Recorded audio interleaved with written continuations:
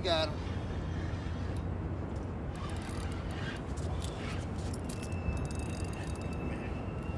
Come here.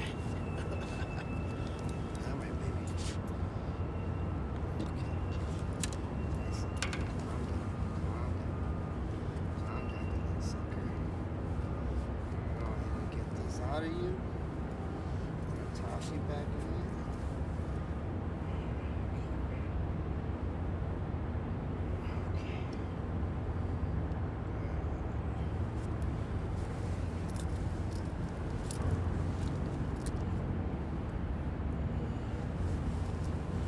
This little guy. This is called a black perch, also known as the rubber lip perch. Cuckoo caca, little baby. Come on, sucker.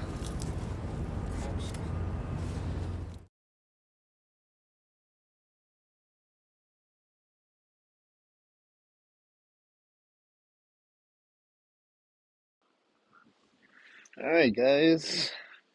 Let's go ahead and get into this book review. Oh, yeah. We're out here. We doing it. Heavy. Kiese Laymon. Man, let me just start off by saying this has to be, it's a tough one. It's either going to be my all-time favorite book or the number two. It's right there with Tommy Orange's There. With all the books I've read in my academic career, this this one and Tommy Orange's There are the only ones that has ever made me cry, and for good reason, for a very good reason. I think we might have a fish on. There's something biting it. There's something biting it. There's a sneaky little punk on the other side of this line teasing me. This ain't hometown buffet, my boy. You're either gonna bite it or leave it alone. Okay? Jeez. Hey, there he goes again. It might be a lobster. I will not keep the lobster. Actually, I don't keep any of these fish. I only keep the fish when I go out deep sea. This is more just for catch and release fun. You know what I'm saying? Anyways, the themes I identified in this book, and let me just say this.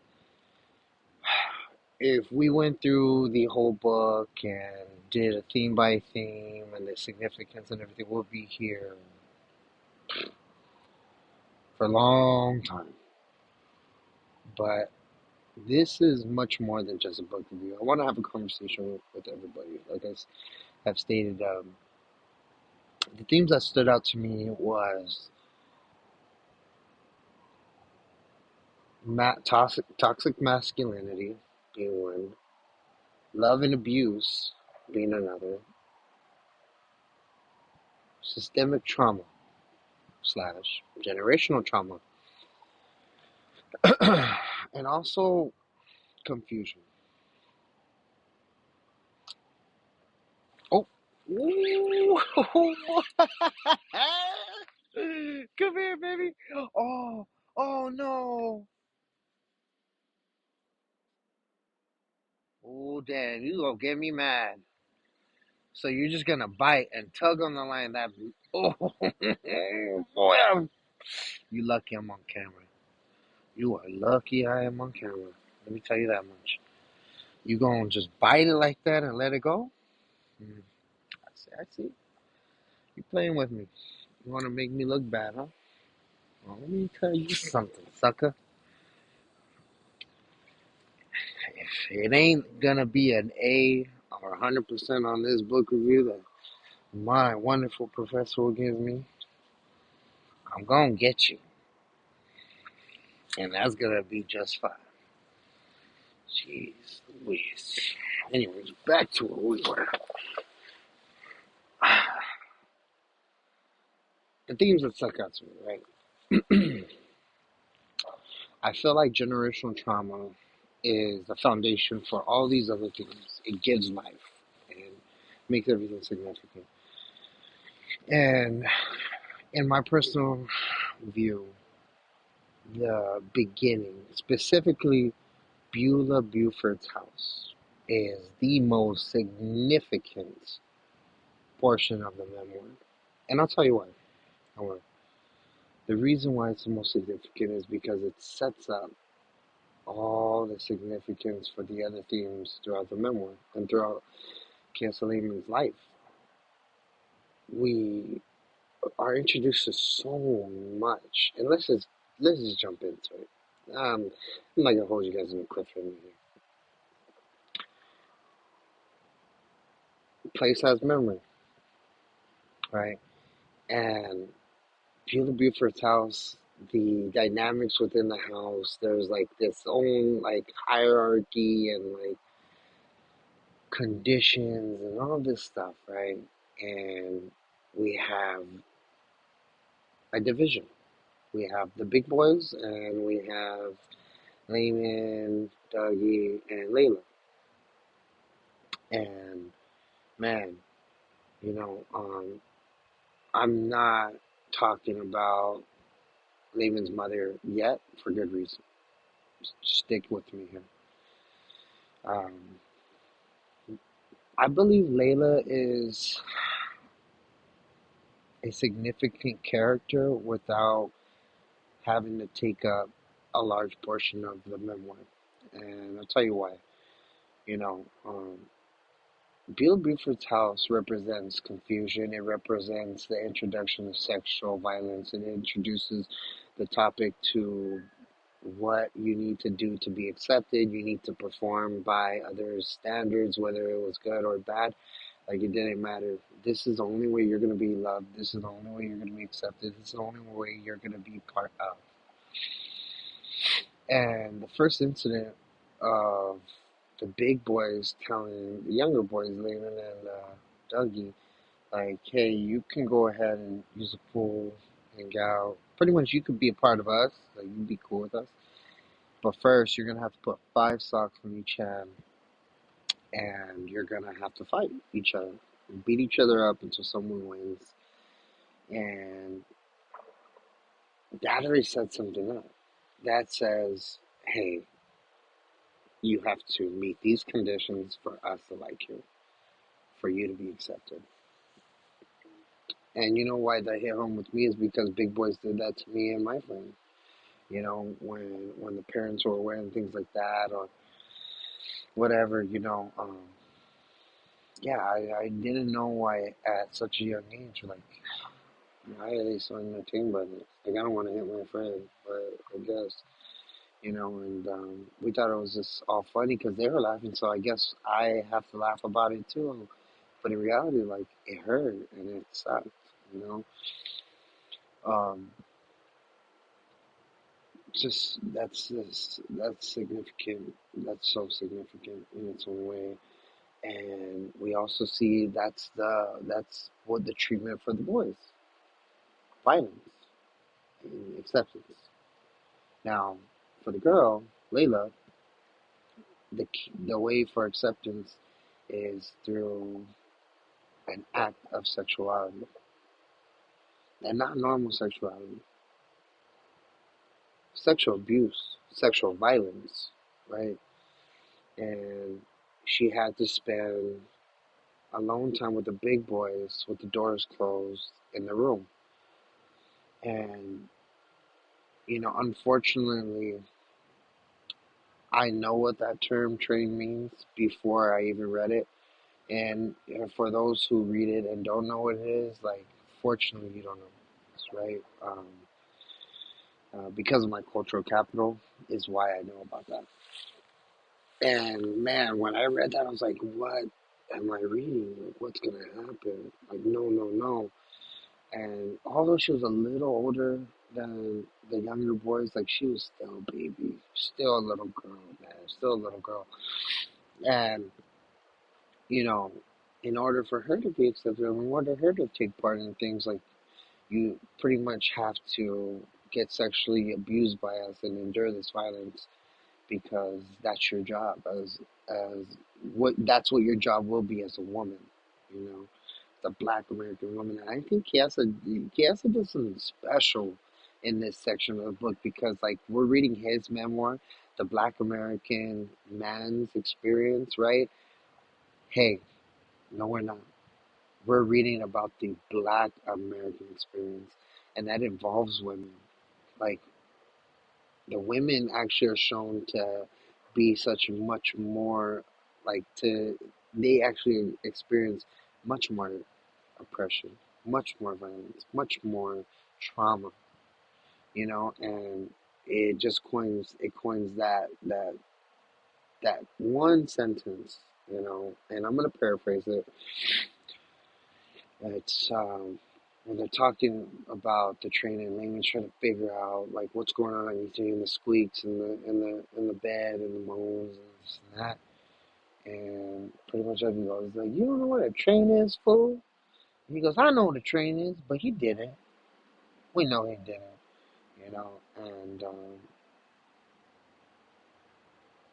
whew, yeah, um,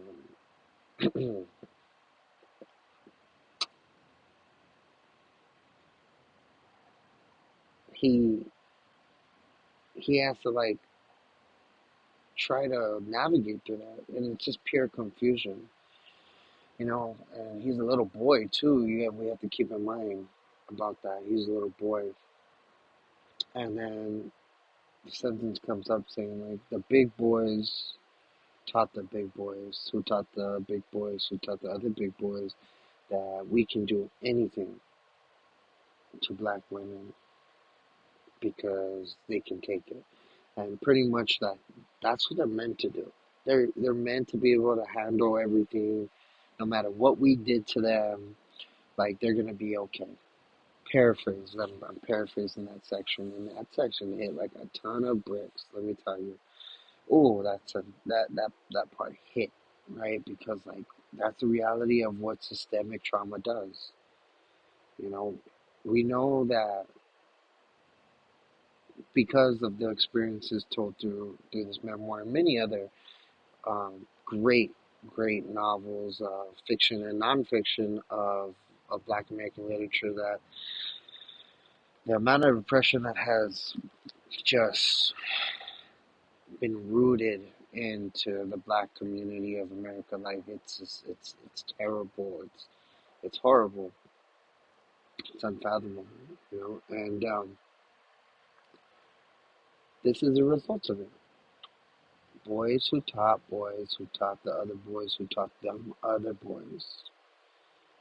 He's speaking to generational trauma, things that are passed down. Like trauma is fluid. That's an important concept that I don't want us to miss, and I don't think Kiese wanted us to miss. Like he wanted to specifically state that, right? And then we move on to something so much more fascinating, like so much more like what? Like I thought when I was reading this portion about Layla, like okay, this is as bad as it's gonna get. Like this is as confusing as it's gonna get. Nope. When I say fascinating, I mean like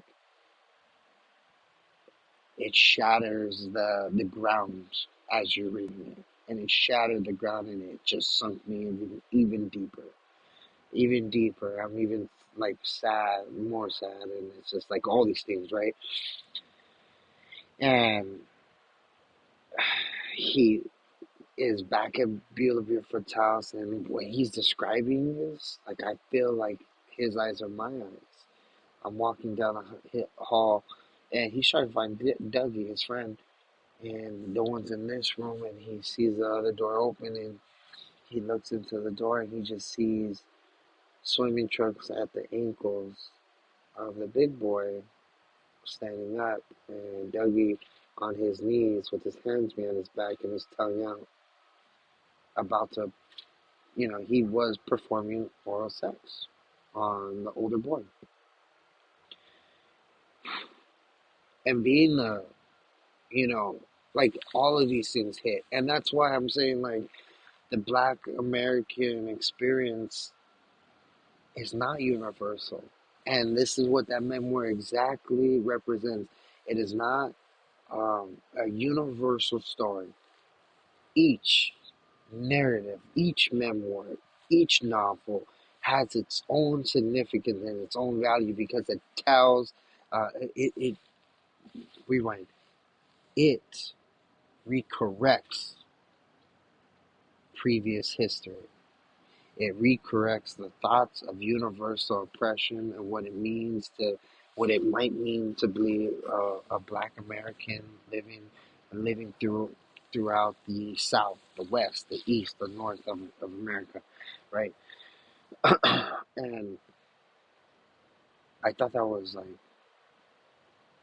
wild because he said was trying to figure out why the big boy was so proud to have ran a train on Layla, but he didn't want none of the other big boys to find out what he was doing Dougie. Like he was so confused. And yet, like this is where the trauma like stands in. Like this is where like these themes like really hit home because like there's literally two kids that were just sexually abused. Like literally sexually abused. Like terrible acts. And the way the Kiese Laymon interprets it as a kid and the innocence, this is the innocence, he says, he alludes to, like, how come he wasn't being picked? Like, he wanted to be loved, he wanted to be a part of, and, like, man, that's just, like, that hits home because then it goes into his body image. And the reason why I say Layla is such an important character is because, like, now let's move on to his mom being such a great mother. Like when we first learned about her, like, yo, this mom's like super mom. This is this is a super mom. This mom is doing everything she can to prepare Layman for his future and prepare him to like just stand against the systemic racism that is within America, preparing for all the obstacles that he's gonna occur, and like just giving him the best chance of being successful, right? Having them do these writing assignments and readings and teaching them the importance of revision. And, wow, right? Supermom. And she's getting her education. Yet, we find out that his mom is his biggest abuser, right? And one of my little crock things came off my crock. Gotta put that back on, sorry.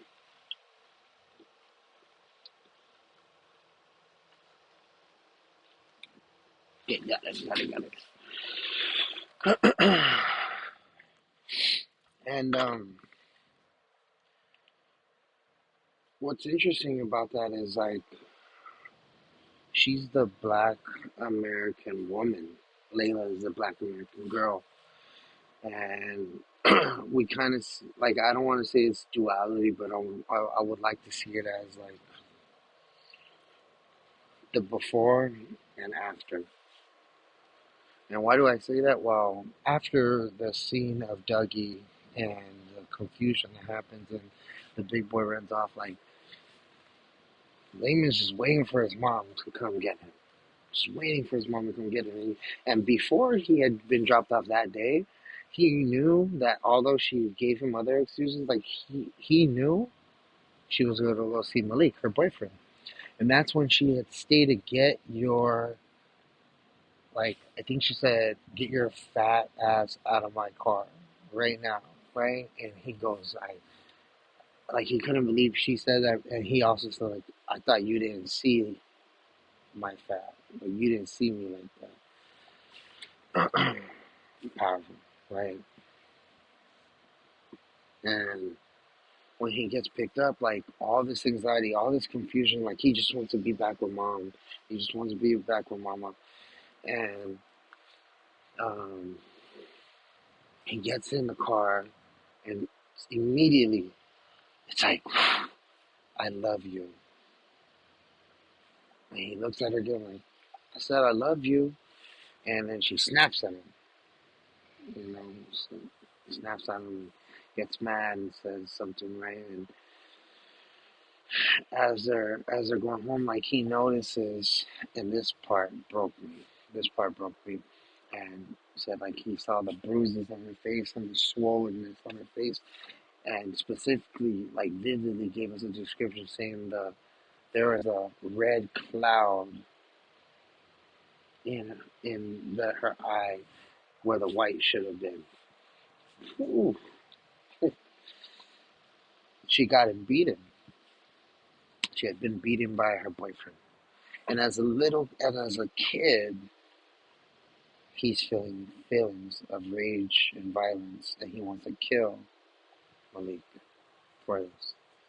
And then, as we move further into that, we find this scene, and this is an important scene, and I hope everyone caught this. And this scene was when he's taking care of his mom, and he used improper grammar one more time, and she corrects him, and he plays around with her, right? And then he's like taking care of her with a blanket. She's been down, and then like there's this they have this moment, this beautiful moment, and she says, "I love you, Key. I'm so sorry. You're my best friend." Like, oh man, like all the words that like he wants to hear. Let's take a step back. Let's take a step out. And as adults, we can see like there's something fundamentally wrong with that scene. As a little kid, the roles are reversed. Like he's taking care of his mom, and actually in reality shouldn't be like that. The boundaries of mother and son have been broken. One can argue that they're broken because of his mother's lack of priority, of being focused on this man, and now she was in this relationship and it went wrong. Or another person could say, like, actually, it's the toxic masculinity within the community that teaches that no matter what we do to black women, they can take it. So if Malik wanted to hit her, like she can take it. Like that's what they're meant. That's what they're there for. Like they'll always be okay. And then one person could argue like, at least she has a son that can care for her. But I'm not even talking about those arguments. What I'm talking about is just the idea that like he has to take care of her. Like the mother's job is to take care of the son, and he had just experienced a series of confusing events. A series of confusing events that has been going on in Beautiful's house, and he cannot tell his mom about that. It's very, very, like a very significant part. And as we move on, Malik comes, over and pretty much just saying sorry for like hitting you and sorry for beating you. And after a little powwow, like pretty much they have sex. The theme of love and abuse. And I would even go as far as to say that it also transfers over to sexuality and abuse. You know, um, and Kiese Laymon used specific language that would connect Layla's experience to his mother's experience in this specific circumstance, and it's the bed squeaks.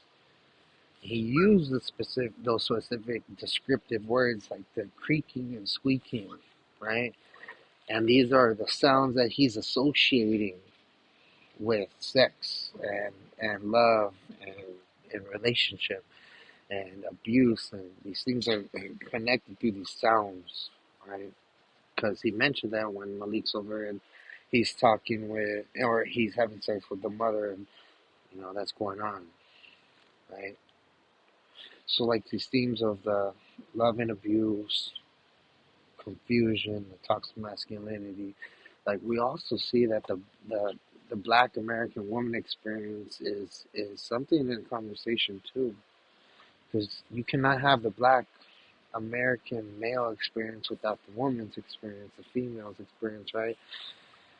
And it just goes into saying, like, for a larger picture, the Black American experience is not dominated just by one side. It's all encompassing. Like I said, like the generational trauma is fluid and it moves. Not only do the big boys teach the big boys that taught the other big boys that taught the other big boys that they can do anything to women, but you know what else? Like, let's go back to Dougie's situation and the big boy, right? And although the big boy was ashamed of that and ran off, there's a question that's we can answer or we can think about, and that question is that behavior, that action was learned, meaning someone had to teach him or he had to learn it because it might have happened to him.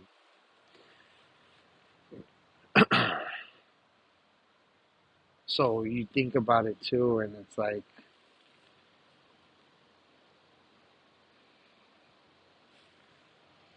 it opens up the discussion of saying, like, trauma does touch everyone, and unfortunately, we either become part of the system that perpetuates and pushes trauma onto others and continues it, or do we break the cycle?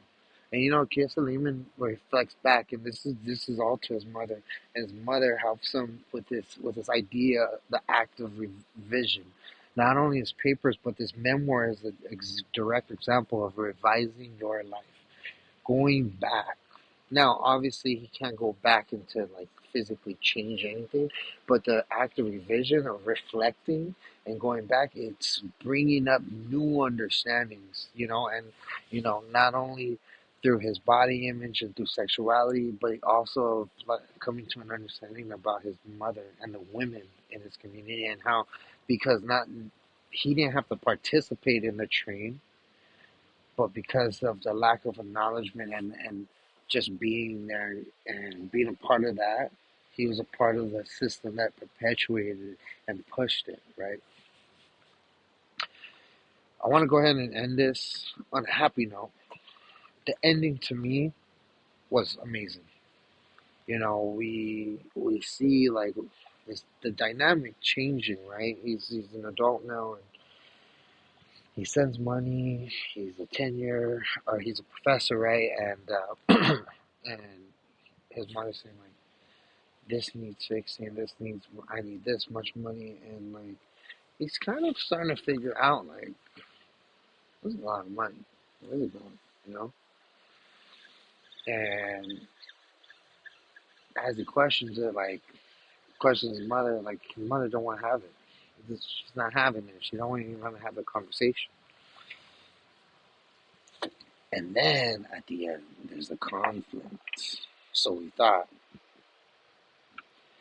but actually, I see it as the resolution. And I'll tell you what.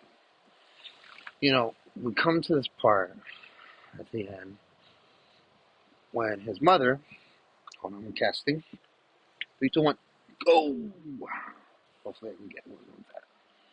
Should I cast it a little bit more? Ooh.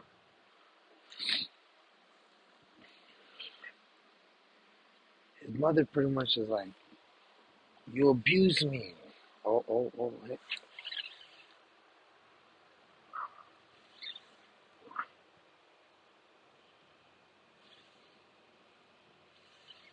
Wait, do we have a fish? Oh, we got one. We got one. We got one. We got another little black perch. Oh. Come here. Come here, you little sucker. Good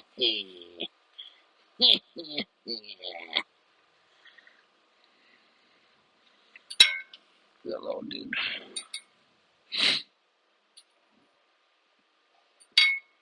Pretty little guy. Pretty little guy. Goodbye. He's fine. He did a belly flop. Don't you worry. Anyways, and she's like, you abused me, like pretty much saying like he's her abuser. And he's like, what are you talking about? Do you not know how much you have abused me? And something beautiful happens with this confrontation. Like, there's an understanding. And they both come to realize, like, just as much, like, we both had such a big influence on each other. We built each other too, you know?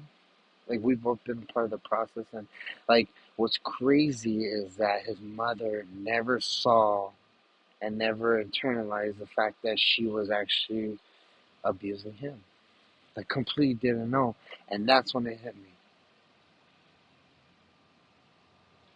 Like, even with my own experiences, my family, they were just doing the best that they could with the knowledge that they had. The generational knowledge that was passed down caused them to think that they were doing the best that they could. So it brings in the question, what did they go through?